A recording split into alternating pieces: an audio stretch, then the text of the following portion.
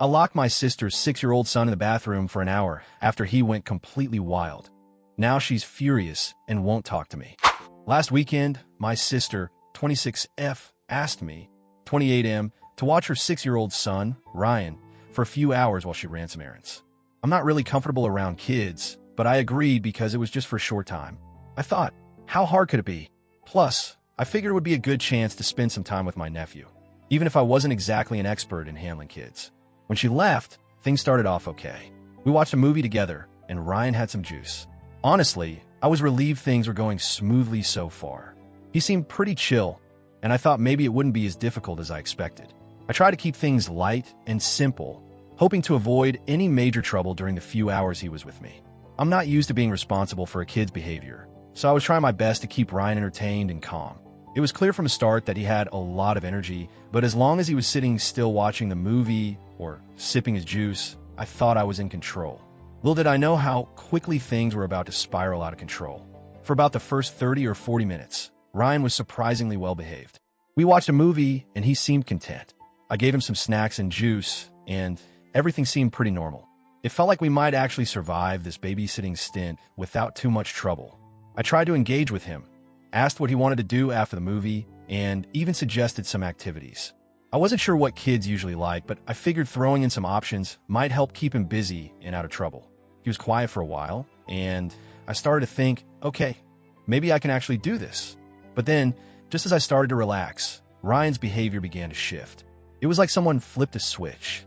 Instead of sitting calmly, he suddenly became more hyperactive and restless. He got up and started running around the living room, knocking things over as he went. I told him to stop, but he ignored me completely. After those first signs of restlessness, Ryan quickly escalated into full-on chaos mode. He started running all over the place, throwing couch pillows around, and even dumped a bowl of popcorn on the floor. I tried to stay calm and told him multiple times to stop, but he just wouldn't listen. I even tried offering different things for him to do, hoping to redirect his energy, but nothing worked. Things got worse when he snuck into my bedroom without permission. I didn't think much of it until I noticed him rifling through drawers. Then I caught him with a Sharpie marker, and to my horror, he started drawing on the walls. I tried to take the marker away, and he actually tried to kick me when I approached him. At that point, I tried to call my sister to get some advice or to check if she could come back early, but she didn't answer. I was starting to feel overwhelmed. It was obvious I was losing control of the situation fast, and I wasn't sure what to do next. The situation quickly escalated to a point I wasn't prepared for. Ryan chased my old dog around the house and pulled her tail. The dog snapped at him, not hard, but enough to scare the kid.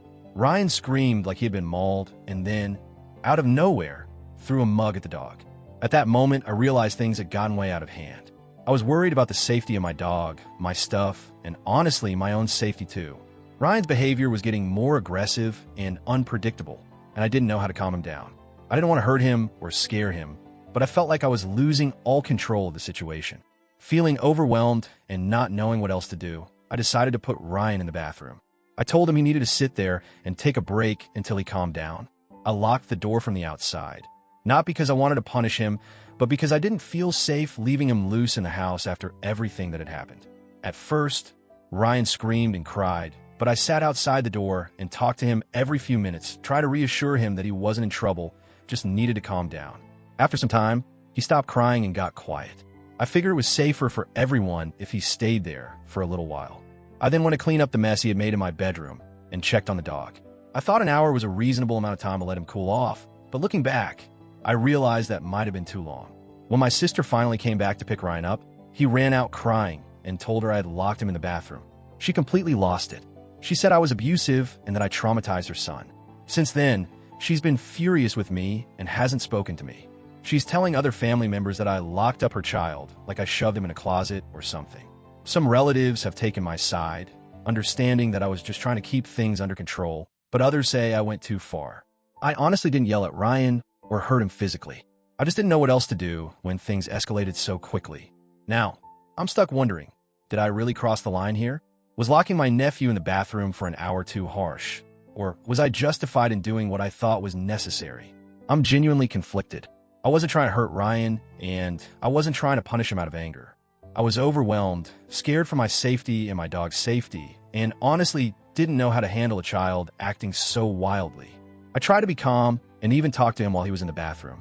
But I also realized that locking a child in a small room for that long might have been the wrong way to handle things.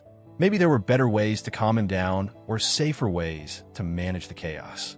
I guess I'm just hoping for some perspective here. Was I the AH for locking my sister's kid in the bathroom?